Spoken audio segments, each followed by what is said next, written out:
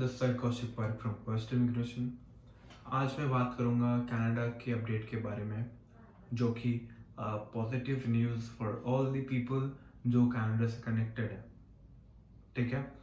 तो first point ये है कि कनाडा जो है जुलाई तक ओपन हो जाएगा। ठीक है, the second point, the statements of the people, जिसके बेसिस में मैंने ये पहला कमेंट ये करा था कि Canada will be open by July, क्योंकि the prime minister of Canada Justin Trudeau ने ट्वीट करा था कि 75% people and 25% people with second dose, 75% people with single and 25% with double dose अगर वैक्सीनेट हो जाते हैं कनाडा में, तो they are going to open the borders for Canada. ठीक है, they are going to open Canada. जो जहाँ जहाँ पे कंप्लीट लॉकडाउन है कनाडा में, लॉकडाउन खुल जाएगा। ठीक है, सेकंड, जो हेल्थ मिनिस्टर ने भी, जो प्रेटी है जो है, उन्होंने भी ये कंप्लीट एक लेआउट दे चुके, मतलब कंप्लीट लेआउट जो है वो दे चुके थे कि सिचुएशन के हिसाब से कि क्या क्या खुलना चाहिए, क्या नहीं खुलेगा, कब क्या। उन्होंने जो भी अपना बताया था, उन्होंने भी काइंड ऑफ सेम बताया था उसमें कि 75% people will be vaccinated with the single dose and the rest of the 25 will be vaccinated with the double dose। ठीक है, तो ये एक वेरी गुड न्यूज़ है जो भी बच्चे कनाडा के लिए अप्लाई करना वाले हैं या कर चुके हैं, कि जुलाई तक होपफुली सब चीज़ खुल जाए। एंड जो प्रीमियर ऑफ ओंटारियो है डग फॉर्ड, उन्होंने रीओपनिंग की जो न्यूज़ है वो 2 दिन पहले बता दी थी, 22 मई, एंड जो 13 ऑफ जून है वो धीरे धीरे कनाडा के जो ओंटारियो प्रोविंस है वो पूरा खुलने लगेगा। ठीक है, लॉकडाउन जो भी है वो हटने जो है सब हटने लगेगा। ठीक है, और मैं ओंटारियो की बात इसलिए कर रहा हूँ क्योंकि ओंटारियो जो है कनाडा के सबसे बड़ा एक स्टेट है। Ontario is the biggest state of Canada with highly population. वहाँ ओंटारियो में सबसे ज़्यादा पॉपुलेशन है, एंड ओंटारियो में maximum colleges and universities located है। तो इसलिए मैंने ओंटारियो के बारे में बोला था। And Ontario will be open by June and July तक खुल जाएगा hopefully, as we know. And मैं इस बेसिस में बोल रहा हूँ क्योंकि जो तीनों स्टेटमेंट है, prime minister, health minister and the premier, मतलब इन तीनों की स्टेटमेंट से मैंने ये, मतलब मैं आपको ये बता सकता हूँ कि it will be open by July, just because तीनों ने ये फैक्टर डाला था वैक्सीनेशन का। And the vaccination factor is that 50% of people are vaccinated with 50% of first dose, मतलब 50% of people are vaccinated with the first dose of vaccine, and it is a very good news. जैसे कि Canada ने USA को सरपास कर दिया था, as we no कि USA में जो वैक्सीनेशन है वो बहुत पहले से स्टार्ट हो चुकी थी, बट अब जो कनाडा है वो यूएसए को भी पीछे छोड़ चुका है, एंड कनाडा में vaccination is going on rapidly, and that is a positive sign.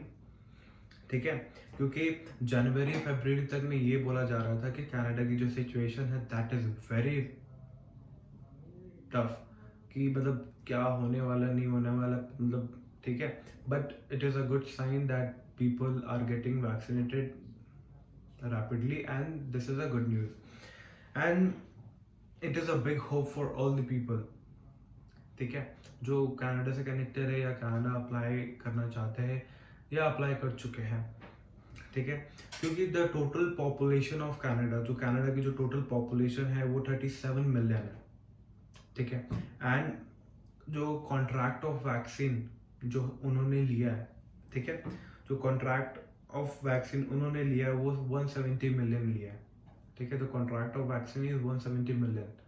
ठीक है, to for the vaccination of people, and 40 billion जो वैक्सीन है वो बाय कर सकते हैं, उनके पास ऑप्शन है, they have another option. If vaccine की शॉर्टेज पड़ रही है तो दे हैव अनदर ऑप्शन। ठीक है, एंड द रीसेंट सर्वे, जैसे कि मैंने आपको बताया था कि मैंने स्टडी करके रखा है एंड मैं आपको बता रहा हूँ, जो रीसेंट सर्वे है उसमें ये पता चला है कि 30% विल बी वैक्सीनेटेड, मतलब 30% of people will be vaccinated with the second dose, मतलब जो 30% विल बी कम्प्लीटली वैक्सीनेटेड, ठीक है, and before time they will be vaccinated, मतलब टाइम जो उन्होंने प्रेडिक्ट करके रखा था, जो उनकी प्रिडिक्शन थी कि हाँ हम इस टाइम तक वैक्सीनेट कर देंगे पूरे कनाडा को, तो उन्होंने 30% अभी कर लिया है एंड विद टाइम वो पहले ही वैक्सीनेटेड हो जाएंगे सब, as the recent survey says, ठीक है। एंड जो मैंने ये बात बोली है वो इस बेसिस में बोला हूँ, पहले तो मैंने ये चीज़ क्लियर कर दिया कि वैक्सीन थी, and the third main factor जो है वो इकोनॉमी है, एंड इकोनॉमी हर एक कंट्री में इंपॉर्टेंट है, whether it is India, USA, Canada और न्यूजीलैंड, कोई भी कंट्री हो, मनी इज वेरी इंपॉर्टेंट, जो इकोनॉमी है वो बहुत इंपॉर्टेंट है, ठीक है। मार्च अप्रैल लास्ट ईयर में कनाडा की जो इकोनॉमी है वो नेगेटिव में चली गई थी, just because of the pandemic, and the reason behind was that, वो जो रीजन था कि 200 Canadian dollars were given to every person in Canada, जो कनाडा में लोकेटेड है, वेदर वो इंटरनेशनल स्टूडेंट्स है और द सिटीजन्स ऑफ कनाडा, सबको 2000 कैनेडियन डॉलर्स मिले, ठीक है, ये किए था, एंड 70 बिलियन जो है उनको डेप्थ में जाना पड़ा था बिकॉज ऑफ दिस थिंग, ठीक है। एंड जो 130 कैनेडियन डॉलर, मतलब 130 बिलियन कैनेडियन डॉलर, वो स्मॉल बिजनेस जो वेंडर्स है, छोटे मोटे दुकान वाले हैं, नाउ शॉपकीपर्स, उनकी वजह से मतलब सबके बिजनेस शट डाउन होने वाले थे, ठीक है, एंड तब भी 130 मिलियन, ठीक है, that is also about to shut down, लेकिन चलो कोई नहीं, but still there is a hope कि हाँ सब चीज़ खुल जाए जल्दी से, and all the sectors were hit by this COVID, ठीक है। एंड जैसे कि हम बात करते हैं कैनेडियन एयरलाइंस की, तो कैनेडियन एयरलाइंस जो है 13 बिलियन जो है पर डे के डेप्थ में, मतलब पर डे उनका लॉस जो हो रहा था 13 मिलियन का, and that is a very high amount कि 13 बिलियन एक अमाउंट आप डेली डेप्थ में जा रहा है, आपका डेप्रिसिएशन हो रहा है कि आप अर्न कर रहे थे, एंड ठीक है, but and according to report 4.7 billion वो अभी तक लॉस में चले गए हैं, ठीक है। एंड द सीईओ ऑफ जो एयरलाइंस की जो सीईओ है वो उन्होंने जस्टिन ट्रूडो को मेल भी करा था कि मतलब लेटर लिखा था उन्होंने कि जो लॉकडाउन है अगर ये लिफ्ट नहीं होता है, या पहले ऑन कर दो, या तो हमारे जो डेप्थ है वो क्लियर कर दो, या हमारे जो पे आउट कर दो, you can do this things कि हाँ हम इस डेप्थ से बचे, ठीक है। एंड जो टॉप इकोनॉमिस्ट है उन्होंने भी ये एज्यूम किया है, इफ इन कमिंग टाइम अगर विद इन 2-3 मंथ्स अगर ये लॉकडाउन ना हटा, the situation will be worst, like in 1930s जो एक रिसेशन आया था, दैट इज मतलब उससे भी बदतर हो जाएगा, तो होपफुली जो सिचुएशन हो के रखी है, this economy thing, this vaccination thing, this are the positive signs for all the people जो भी मतलब अप्लाई करने वाले हैं या जाना चाहते हैं, तो I want to tell those people कि आप पॉजिटिव थॉट के साथ रहे, लेकिन पॉजिटिविटी के साथ नहीं, लाइक कोरोना,